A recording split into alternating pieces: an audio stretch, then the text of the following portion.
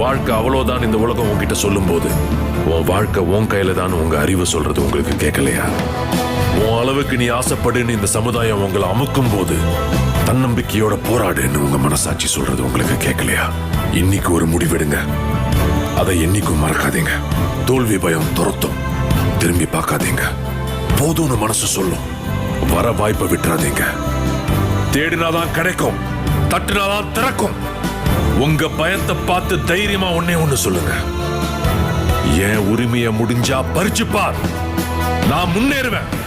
முடிஞ்சா என்ன தடுத்து பார்.